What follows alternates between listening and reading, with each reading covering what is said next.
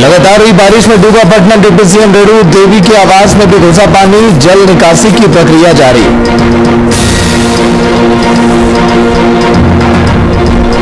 Vaccination में पटना ने फिर बनाया बड़ा रिकॉर्ड। एक दिन में सबसे ज्यादा वैक्सीनेशन करने वाला देश का तीसरा जिला बना पटना। पटना को कोलकाता, जयपुर और नागपुर से आगे। बीजेपी ने काला दिवस के रूप में मनाया आपातकाल की बरसी। बेगूसराय में बीजेपी सांसद गिरिराज सिंह की अध्यक्षता में आयोजित हुआ कार्यक्रम। कांग्रेस पर हमला।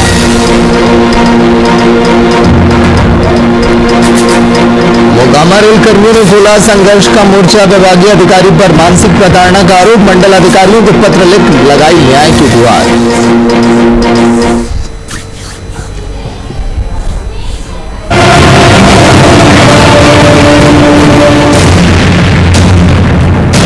भाइयों और बहनों, राष्ट्र की जिले। नमस्कार, वीआईपी न्यूज आप देख रहे हैं। मैं आपके साथ सागर मिश्रा। आपातकाल के 46 साल।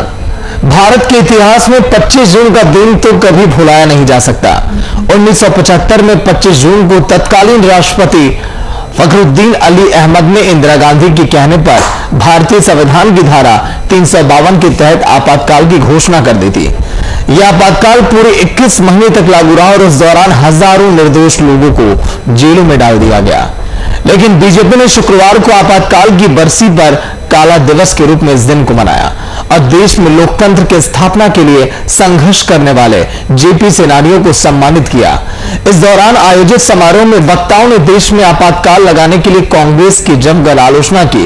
जिलाध्यक्ष उपेंद्र कुशवाहा की अध्यक्षता में आयोजित समारोह में विधान पार्षद और बीजेपी के प्रदेश महामंत्री देवेश कुमार ने कहा कि देश में आपातकाल की घोषणा के बाद तत्कालीन प्रधानमंत्री इंदिरा गांधी ने देशवासियों के सभी मौलिक अधिकारों को निरस्त करने के साथ ही साथ प्रेस पर सेंसरशिप लगा दी। लेकिन आज के दिन वीआईपी न्यूज आपको यह भी बताएगा कि आपातकाल कितने प्रकार के होते हैं, ये लागू कब किए जाते हैं और इसका वक्त क्या होता है।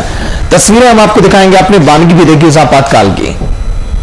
प्रदेश पूरे बिहार में 25 जून 1975 को जो लोकतंत्र की हत्या इंदिरा गांधी जी ने की थी, उसके खिलाफ आज सभी जगह पर गोष्ठियां आयोजित हैं। बिहार के सभी प्रमुख नेता गोष्ठियों में बता रहे हैं और यह शपथ भारतीय जनता पार्टी की तरफ से है कि जो कुछ इंदिरा गांधी ने किया था उस समय, वह भारत के इतिहास में कभी भी नहीं हो, इसके लिए सभी को जागृत करना जरूरी है। लेकिन सबसे अफसोस की बात यह है कि यह पूरे की शुरुआत बिहार में बिहार छात्र संघर्ष समिति के रूप में हुई थी और उस समय के छात्रों ने बहुत विश्वास से अपना अध्यक्ष लालू प्रसाद यादव जी को बनाया था। आज वही लालू प्रसाद यादव जी 15 वर्षों से कांग्रेस की गोद में खेल रहे हैं और जिस भ्रष्टाचार के खिलाफ छात्र संघर्ष समिति बनी थी और छात्र नेताओं ने जिस भ्रष्टाचार की लड़ाई से लड़ने का संकल्प इस देश के लिए लिया था, आज उसके सबसे बड़े जनक लालू का परिवार माना जाता है। भारत के लोकतंत्र के इतिहास में काले अक्षरों से लिखा गया दिन है। आज ही के दिन रात में 25 और 26 को आपातकाल की घोषणा श्रीमती गांधी ने लगाई थी। लोकतंत्र की हत्या की गई थी महज अपने स्वार्थ के लिए, जिसने कानून को मानने से इनकार कर दिया। इलाहाबाद कोर्ट के निर्णय को दरकिनार करके उसके बाद इमरजेंसी लगा था। राजनारायण जी से चुनाव हारने के बाद इसी देश के अंदर महज 1947 में आजादी मिलने के बाद कांग्रेस की गिरती हुई साख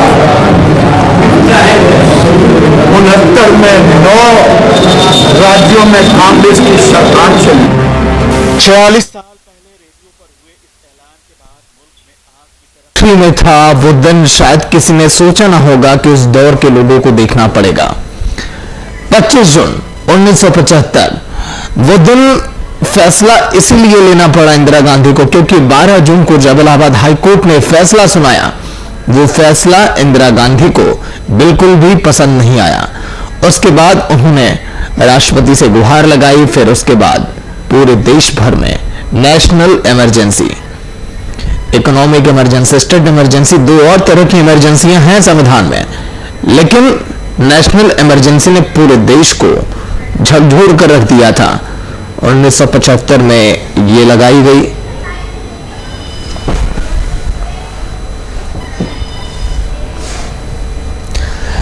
तो चलिए राज्य से शुभम कुमार और शशांक दुबे सीनियर रिपोर्टर पटना से जुड़ गए लाइव में, जो पूरी जानकारी देंगे। शशांक, सबसे पहले आपके पास आऊंगा। वो दौर 12 जून 1975 वो तारीख थी जब इलाहाबाद हाईकोर्ट के फैसले के बाद 25 तारीख को यह फैसला लिया था इंदिरा गांधी ने कि पूरे देश भर में आपातकाल लागू हो रहा है। वो दौर जो 21 महीनों का था, आज भी लोग भुला नहीं पाते हैं और हमेशा आरोप लगते रहे उस दौर को लेकर कांग्रेस पर। शशांक, विष्णु सागर जो 1975 में आपातकाल लगा हुआ लगा कल और आज के बीच की रात को लगा दिया गया था। लेकिन 26 तारीख को जो लोग थे तो देश के अंदर इंटरनल इमरजेंसी लागू थी, देश के अंदर आपातकाल लागू कर दिया गया था। और आपातकाल में तमाम तरह की जो डेमोक्रेटिक प्रोसेस है वो एक तरह से रोक गई थी। आपके तमाम अधिकारों का एक तरह से सस्पेंड कर दिया गया था।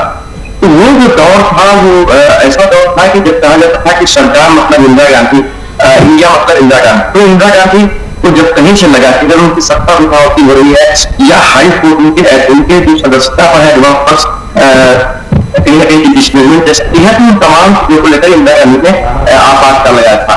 तत्कालिक तमाम परिस्थितियां रही होंगी, लेकिन आज अगर कहा जाए आज 21 साल बीते हैं, आज का जो दिन है, इमरजेंसी का दिन है, वो कांग्रेस के पास एक ऐसा नासूर है कांग्रेस के पूरे इतिहास में। कांग्रेस का एक लंबा इतिहास रहा, देश संग्राम में इतिहास रहा है और आजादी के बाद भी लंबे समय तक कांग्रेस शासन में रही है। लेकिन कांग्रेस के पास किसी चीज का एक ठोस जवाब है कि वो है इमरजेंसी। और इमरजेंसी की बात आती है कांग्रेस बैकफुट हो जाती है और कांग्रेस के खिलाफ जो भी राजनीति चलती है इमरजेंसी। तो निश्चित रूप से एक ऐसा दौर था, इमरजेंसी एक ऐसा दौर था जिस वक्त कहीं ना कहीं सरकार ने, कांग्रेस की सरकार उस वक्त इंदिरा जी प्रधानमंत्री थे, कांग्रेस ने कहीं ना कहीं लोगों के जो मौलिक अधिकार हैं उनको सस्पेंड किया था, उन पर कैप्चर किया था, अभिव्यक्ति की आजादी रोक ली थी। तमाम जो डेमोक्रेटिक नेता थे, जो विपक्ष के नेता थे, उन तमाम लोगों को जेल में डाला गया था और लगभग 2 साल से 22 महीने का जो समय था वो पूरी तरह से देश के अंदर एक अजीब सी स्थिति आ गई थी जब आप देश जहाँ डेमोक्रेटिक एक नेशन है, लोकतांत्रिक देश था, उसके पूरी साख पे धब्बा लगा था। तो आज तक कांग्रेस इन 36 सालों में इमरजेंसी के दाग से उबर नहीं पाई है। जी शुभम, रांची में कैसा नजारा दिखाई दिया? क्योंकि बीजेपी के लिए कल का दिन देखिए काफी उसने अहम बना दिया इसे, हर तरफ काला दिवस के दिन में ये दिन देखा गया, लेकिन बयानबाजी का दौर भी काफी जारी रहा और कांग्रेस कल के दिन कुछ भी बोलने से बचती हुई दिखाई दी है। शुभम, बिल्कुल सागर, देखिए 25 जून 1975 में जो आपातकाल लागू किया गया था और उसकी खनक आज तक कह सकते हर एक वर्ष, प्रत्येक वर्ष 25 जून को हमें देखने को मिलता है। और भारतीय जनता पार्टी के तमाम कार्यकर्ता, चाहे वो युवा वर्ग के हों, चाहे वो बुजुर्ग वर्ग के हों, सभी लोग लगातार कांग्रेस पर निशाना साधते रहते हैं। और आपातकाल दिवस जो लगाया गया था, आपातकाल जो लगाया गया था 25 जून को, उसको भारतीय जनता पार्टी ने काला दिवस के रूप में कल भारतीय जनता पार्टी के तमाम कार्यालयों में मनाया गया। चाहे वो बिहार की बात कर ले, झारखंड की बात कर ले, अन्य राज्यों में भी जहां भी भारतीय जनता पार्टी की सरकार है, जहां सरकार उनकी नहीं है, उन तमाम जगहों पर काला दिवस के रूप में इस दिन को मनाया गया और सैकड़ों कार्यकर्ता मौजूद थे। बस सवाल यह सिर्फ एक था कि आखिर कांग्रेस पार्टी ने माफ कीजिएगा, कांग्रेस पार्टी ने ब्लैक जो जिस तरीका से इमरजेंसी लागू क्यों किया। तो इसी के चलते लगातार केंद्र सरकार, बात करें बीजेपी की, तो बीजेपी लगातार शुरू से ही यूपीए फोल्डर पर हमलावर रही है और कांग्रेस पर लगातार सवालिया निशान खड़ा करते रही है। और कई गंभीर आरोप लगाए गए हैं। यह भी आरोप लगाया गया है कि कांग्रेस पार्टी जिस भी राज्य में उनकी सरकार बनी है, चाहे वो गठबंधन की मदद से बनी है, चाहे वो उनकी स्वयं की मदद से बनी है, उस राज्य का कभी विकास नहीं हो पाएगा। लोकतंत्र की हत्या करती है कांग्रेस पार्टी और भारतीय जनता पार्टी लोकतंत्र की रक्षा करने वाली पार्टी है और भारतीय जनता पार्टी लोकतंत्र के प्रति आस्था रखती है। तो कहीं ना कहीं जिस तरीका से कल ब्लैक डे के रूप में कांग्रेस पर कई सवालिया निशान खड़े खड़े किए गए। खुद जो पूर्व प्रधानमंत्री थे मनमोहन सिंह, उन पर भी सवालिया निशान खड़ा किया गया, राहुल गांधी पर सवालिया निशान खड़ा किया गया। इंदिरा गांधी पर एक आरोप यह भी लगाया गया कि 25 जून की जो रात थी उन्होंने देश के ऊपर एक काली चादर के रूप में डाल दी थी और राज्य की जनता, देश की जनता का हनन किया गया था, उनके संवैधानिक हक का उनका हनन किया गया था। तो कई तरह के गंभीर आरोप लगाए गए थे और इन आरोपों के बीच कांग्रेस साफ पल्ला झाड़ते हुए नजर आई और कांग्रेस की तरफ से ऐसी कोई बयानबाजी की प्रतिक्रिया देखने को नहीं मिली। अगर दूसरी बात करें सागर, तो जिस तरीका से भारतीय जनता पार्टी के कल प्रदेश कार्यालय में कई ऐसे गणमान्य नेता और कई ऐसे बुजुर्ग नेता जो उस दौर के आंदोलन में शामिल थे, उन्हें सम्मानित किया गया। मुझे भारतीय जनता पार्टी के पूर्व प्रदेश अध्यक्ष दिनेशानंद गोस्वामी के नेतृत्व में ये पूरा black day Bharatiya Janata party के प्रदेश कार्यालय झारखंड में मनाया गया और इस कार्यक्रम का बस एक ही उद्देश्य था कि राज्य की युवा जो आज इस विकट परिस्थिति में, माफ कीजिएगा, जिस तरीका से जो मौजूदा तस्वीर हम देख रहे थे 25 जून को लेकर, आज के जो युवा हैं वो शायद नहीं जानते हैं कि इमरजेंसी के दिन क्या हुआ था, क्या परिस्थितियां थी, किन परिस्थितियों से देश की जनता उस समय गुजर रही थी। उन तमाम चीजों को अब राज्य की जनता के बीच जागरूक करने की भारतीय जनता पार्टी की तरफ से कोशिश की गई और कांग्रेस के उन तमाम विफलताओं को गिनवाने का भी प्रयास किया गया। जी ठीक है, लेकिन शशांक, ये भी जानना बेहद जरूरी है दर्शकों के लिए कि आखिर इस आपातकाल की वजह क्या रही, क्योंकि 12 जून के हाईकोर्ट के, इलाहाबाद हाईकोर्ट के उस फैसले ने शायद इंदिरा गांधी को मजबूर किया कि हम आपातकाल लेंगे तभी जाकर कुछ संभव है। सरकारी मशीनरी का किस तरह से दुरुपयोग किया गया चुनाव में, किस तरह से आरोप लगे और वो आरोप पूरी तरह से सिद्ध हुए जब कोर्ट में, तभी इन सब तस्वीरों को लेकर इंदिरा गांधी ने फैसला लिया था। शशांक, देखिए सागर, सबसे बड़ी बात है कि हम एक साल और पीछे चलते हैं 75 से 1974 में जब देश के अंदर तमाम गैर कांग्रेसी दलों ने बिहार से एक आंदोलन शुरू हुआ था जेपी में, जयप्रकाश नारायण ने एक आंदोलन चलाया था इंदिरा सरकार के खिलाफ। इंदिरा सरकार के और उनके पुत्र संजय गांधी और कई लोग एक निरंकुश सरकार चलाने लगे थे, जैसा कि उस वक्त कहा जा रहा था। उस वक्त तमाम ऐसे दल जो कि कांग्रेस के साथ नहीं थे, उसमें उस वक्त भारतीय जनता पार्टी नहीं थी, उस वक्त जनसंघ हुआ करता था और जनता पार्टी हुआ, उसके अलावा सोशलिस्ट पार्टी हुआ करती थी। तो तमाम आज पूरे देश के अंदर बड़े बड़े नेता हर प्रदेश में दिख रहे हैं, वो जो कांग्रेस की विचारधारा से दूसरी विचारधारा थी, वो तमाम लोग एक मंच पर थे और जेपी ने उसका नेतृत्व किया था और कहीं ना कहीं पूरे देश के अंदर इस तरह की लहर बनाई गई थी, इतनी हवा बनी थी। इंदिरा गांधी को चुनाव हारना पड़ा था, इंदिरा गांधी को बैकफुट पे आना पड़ा था। तो उसके बाद जो जिस तरह से 75 में जब चुनाव के जो जजमेंट था, उस पर जजमेंट आ रहा था इलाहाबाद हाईकोर्ट का, तो इंदिरा गांधी को लग गया था कि इस बार जब जनता के दिल से पिटे हैं, जनता के बीच में काफी विरोध है, जेपी ने पूरे विरोधियों को, यानी जो कांग्रेस के विरोधी थे, सबको एकजुट कर लिया था। उसी समय से माहौल बनने लगा था कि इंदिरा गांधी को लग रहा था कि सत्ता से पकड़ कहीं ढीली ना पड़ जाए। तो उस सत्ता से पकड़ को बनाए रखने के लिए उन्होंने कई टूल्स इस्तेमाल किए और जाकर सन 75 को जो 25 जून को हुआ, यानी जो 12 जून का जो जजमेंट लिखा और 25 जून को जो हुआ, वो उसी तमाम चीजों को एक तरह से कहा जाए कि सत्ता पर पकड़ बनाए रखने के लिए, सत्ता पर पकड़ ढीली ना पड़े, इन तमाम चीजों की कवायद थी। तो तमाम चीजें उस बैकग्राउंड में थी, जिसका एक अंतिम परिणाम हुआ कि इंदिरा गांधी को लगा कि अगर देश के अंदर इमरजेंसी नहीं लगाई जाएगी तो कहीं ना कहीं चीजें हाथों से निकल जाएगी। तो उन चीजों को अपने अंदर में रखने के लिए, अपने कंट्रोल में रखने के लिए इमरजेंसी का प्रयोग किया, जो संविधान में उनके पास एक ताकत थी। जी, लेकिन शुभम, जिस तरह से आपातकाल के दौर को हमने देखा, राष्ट्रीय आपातकाल, फिर उसके बाद स्टेट इमरजेंसी, इकोनॉमिक आपातकाल, ये 3 तरह के आपातकाल जो कि संविधान में है, लेकिन अभी तक नेशनल इमरजेंसी को ही देखा है पूरे देश ने। और जिन लोगों ने देखा बेहद करीब से, जिनको जेल में डाला गया, वो लोग अपनी कहानियां कल के दिन लिख रहे थे अपने ब्लॉग पर, अपने ट्विटर पर, अपने अकाउंट पर। लेकिन उन लोगों के साथ बीजेपी आज के दिन खड़ी है, सहानुभूति बटोर रही है, तो क्या आने वाले समय में कुछ साधने की कोशिश की जा रही है इन तमाम चीजों के जरिए? शुभम, बिल्कुल, देखिए सागर, कांग्रेस पर शुरू से ही भारतीय जनता पार्टी की तरफ से निशाना साधा जा रहा है और जिस तरीका से कल ब्लैक डे के रूप में सोशल मीडिया पर एक कैंपेन चलाया गया था और उस कैंपेन का मकसद सिर्फ एक था कि राज्य की जनता और देश की जनता के हर एक जो युवा पीढ़ी के लोग हैं जो इमरजेंसी के बारे में नहीं जानते थे, क्योंकि जो दृश्य 25 जून 1975 को जो पूरे देश ने देखा था वो शायद अभी तक दोहराया नहीं गया, ना ही कभी दोहराया जा सकता है।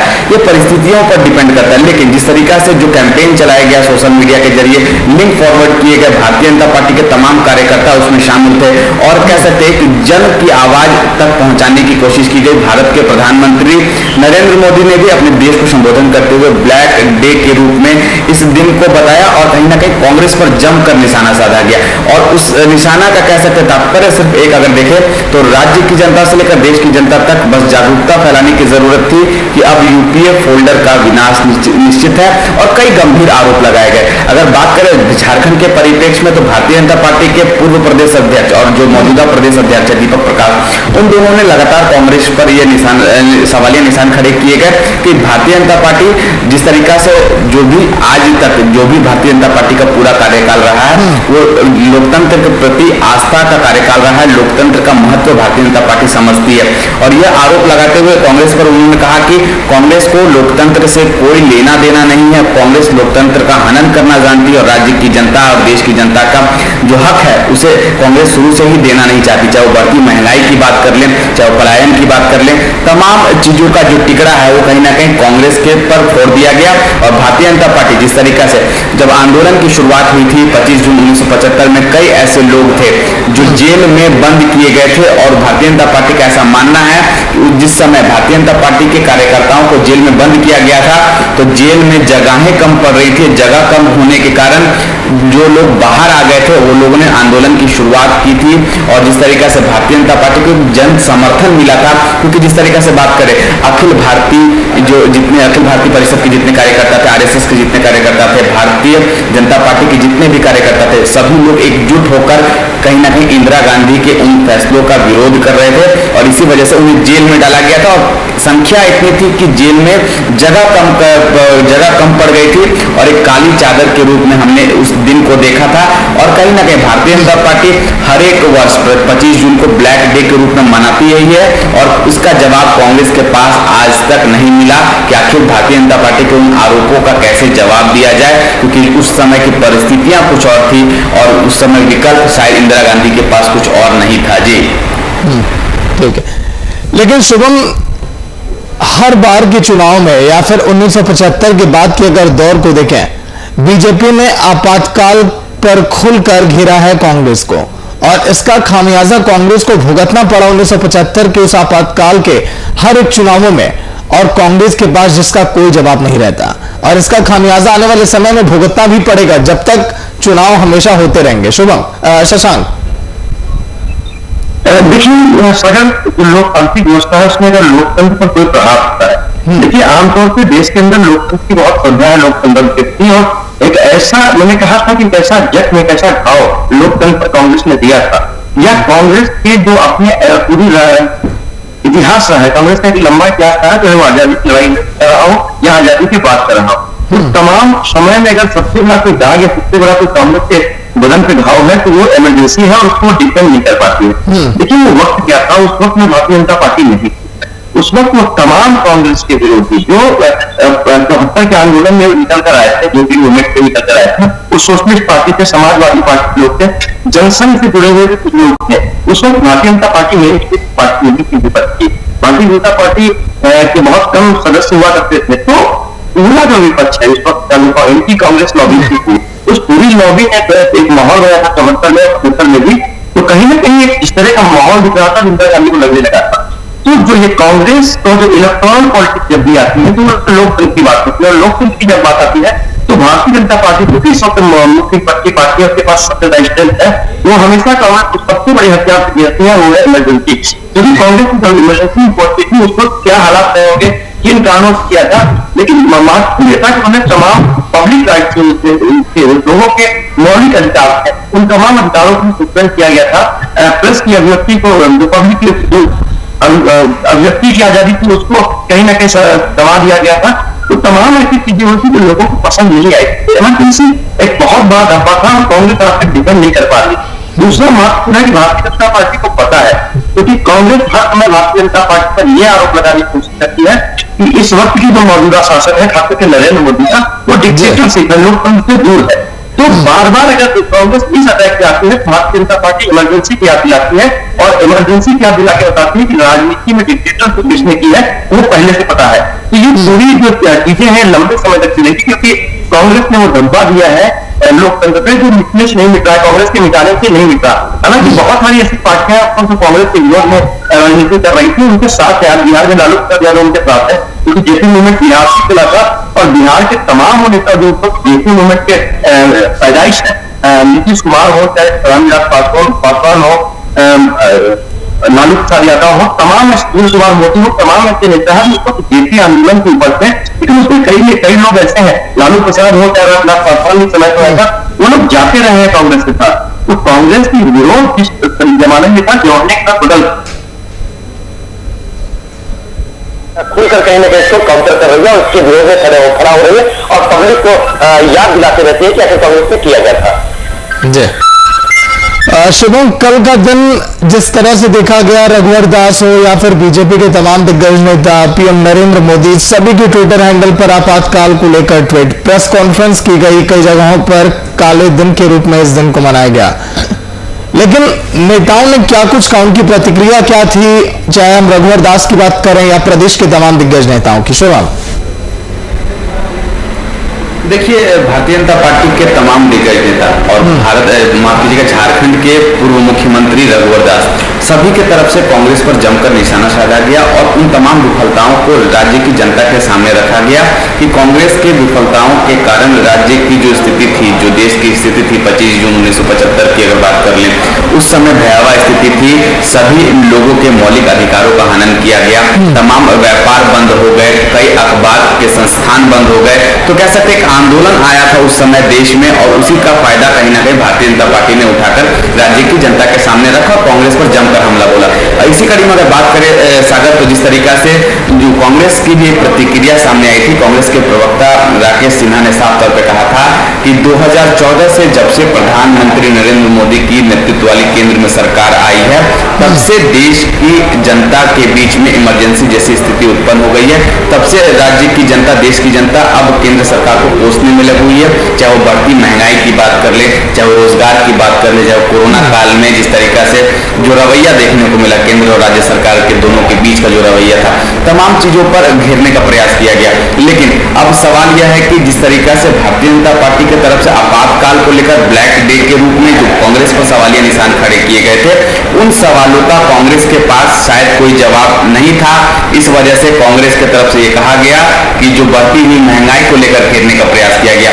तो आप सब साफ समझ सकते हैं सागर कि कांग्रेस के पास उन आरोपों का जवाब शायद आज तक नहीं है, क्योंकि एक लंबा अरसा गुजर गया है और ये जो काली दाग कहीं ना कहीं कांग्रेस पर लगी है, वो कोई भी कह सकते हैं कपड़ा उसे पोंछने में काबिल अभी तक नहीं हो पाया है और ना ही किसी के पास इसका जवाब है। अगर बयानबाजी की बात करें सागर, तो जिस तरीका से भारतीय जनता पार्टी के प्रदेश अध्यक्ष दीपक प्रकाश के द्वारा कहीं ना कहीं भारत के पूर्व प्रधानमंत्री मनमोहन सिंह की बात कर ले, चाहे वो सोनिया गांधी की बात कर ले, राहुल गांधी की बात कर ले, उन कांग्रेस के तमाम दिग्गज नेताओं पर भी सवालिया निशान खड़े किए गए कि इन्हीं लोगों के नेतृत्व में जो देश का विनाश हुआ है, कहीं ना कहीं उसी का असर हम अभी मौजूदा स्थिति में देख रहे हैं और उसको केंद्र सरकार कैसे सज के और संवारने का काम कर रही है, वो काम सराहनीय है। तो अपनी पार्टी का तारीफ बखूबी राजनीतिक दौर में तो देखने को मिलता है, लेकिन कल जो परिस्थितियां देखने को मिली थी, भारतीय जनता पार्टी के प्रदेश कार्यालय रांची की अगर बात करें तो भारतीय जनता पार्टी के कार्यकर्ताओं से खचाखच भरा हुआ था और बस एक ही नारे गूंज रहे थे कि 25 जून 1975 में जो हुआ था वो ब्लैक डे था, काली चादर देश के ऊपर डाली गई थी इंदिरा गांधी के द्वारा और कांग्रेस के तरफ से राज्य की जनता, देश की जनता के मौलिक अधिकारों का हनन किया गया था। अगर आप ऐसा मतलब तमाम चीजों को राज्य की जनता के बीच में रखा गया और राज्य की जनता को जागरूक करने का प्रयास किया गया कि कांग्रेस की नेतृत्व वाली जिस भी राज्य में सरकार है उसका विनाश निश्चित है, वो राज्य की जनता के हित में कभी नहीं सोचती है। तो कई गंभीर आरोप भी लगाए गए सागर। ठीक है, शशांक की आखिरी सवाल आपसे लेना चाहूंगा। लोगों के जहन में ये सवाल है कि आखिर संविधान में आपातकाल जैसे शब्द को शामिल क्यों किया गया? कभी कभी आपातकाल लगाना पूरे देश भर में जरूरी क्यों हो जाता है और इस तरह के निर्णय क्यों लेने पड़ते हैं? शशांक, देखिए, देश एक बहुत बड़ा देश है। संविधान में जो 3 तरह की इमरजेंसी की बात है, उसमें सबसे महत्वपूर्ण है जब इंटरनल डिस्टर्बेंस होता है। जब इंटरनल डिस्टर्बेंस होता है, चाहे वो पॉलिटिकल हो या उनका कोई वाली संस्थान हो या विपक्ष के द्वारा कुछ षड्यंत्र हो जो राष्ट्र के हित में ना हो, तो इंटरनल इमरजेंसी लगाई जाती है। एक्सटर्नल इमरजेंसी होती है जब कोई बाहरी आक्रमण होता है, अगर कोई बाहरी देश आक्रमण कर दिया देश के अंदर, तो देश के अंदर अगर परिस्थितियां बिगड़ सकती है, इसलिए एक्सटर्नल इमरजेंसी होती है। और तीसरी इमरजेंसी होती है फाइनेंशियल इमरजेंसी। जो फाइनेंशियल इमरजेंसी होती है उस वक्त आती है जब आपकी अर्थव्यवस्था पूरी तरह से चरमरा जाती है और जब आर्थिक अराजकता आ जाती है, रुपए का अवमूल्यन काफी ज्यादा होता है, करेंसी काफी ज्यादा गिर जाती है और देश के अंदर प्रोडक्शन और सप्लाई और डिमांड के बीच में काफी गैप आ जाता है। तो उस वक्त ऐसी स्थिति आती है जब लोग अराजक करते हैं, वित्तीय व्यवस्थाएं काफी चला जाती है। तो फाइनेंशियल इमरजेंसी प्रोसीजर है जो काफी जटिल है देश के अंदर। संविधान में उसको बहुत नीचे पास किया जाता है जब आसपास बहुत ज्यादा बहुमत दोनों हाउस में। एक्सटर्नल इमरजेंसी तभी होती है जब बाहरी कोई आक्रमण हो और वो हो सकती है। इंटरनल इमरजेंसी के लिए बहुत सख्त प्रोविजन किए गए, कांग्रेस का उन्होंने कर दिया। इंटरनल इमरजेंसी तभी की जा सकती है जब कोई आंतरिक शक्तियां देश को तोड़ने के लिए काम कर रही है। तो वो तमाम चीजों का प्रावधान इसलिए किया गया है कि कभी कभी जरूरी हो जाता है, क्योंकि कभी अगर ऐसी परिस्थिति आ जाए कि कोई एक अंदर का संगठन देश को विरोध करने की कोशिश कर रहा हो, लेकिन ये तभी होता है बहुत एक्सेप्शनल होना चाहिए। और ये जिस तरह से हुआ है आप देख सकते हैं कि 70-72 साल के देश के इतिहास में सिर्फ एक बार इमरजेंसी लागू हुई है, तो 75 में। तो ये कहा जा सकता है काफी एक्सेप्शनल होता है, लेकिन विपक्ष का कहना है कि उस वक्त वो कंडीशन नहीं थे जिस कंडीशन को इंदिरा गांधी ने अवेयर किया था इमरजेंसी लगाने के लिए। उस वक्त उससे उन्होंने अपने विपक्षियों को सप्रेस करने के लिए, दबाने के लिए इमरजेंसी थी और यही लोकतांत्रिक व्यवस्था में कड़ा खंभा बन गया। तो कहीं कि इमरजेंसी को रखना जरूरी है, इमरजेंसी का नहीं होती जरूरी तो सरकारों के हाथ से जब चीजें निकल रही होती है तो सरकार के पास कोई संवैधानिक व्यवस्था होती है, इसलिए लोकतांत्रिक सरकार है। जी चलिए, शुक्रिया शशांक शुभम आपका भी पूरी जानकारी के लिए और इस चर्चा में शामिल होने के लिए। जिस तरह से हमने जिक्र किया आपातकाल के इस दौर का, जिस दौर को कभी भुलाया नहीं जा सकता, एक ऐसा दौर जिसके जख्म काफी गहरे हैं, जिसके निशान कभी मिटाए नहीं जा सकते, जो काले धब्बे के रूप में हमेशा दिखाई देगा। और उसी को लेकर बीजेपी लगातार कांग्रेस पर हमलावर और कांग्रेस उन सवालों पर हमेशा मौन और चुप। फिलहाल इतना, देखते रहिए VIP न्यूज। नमस्कार।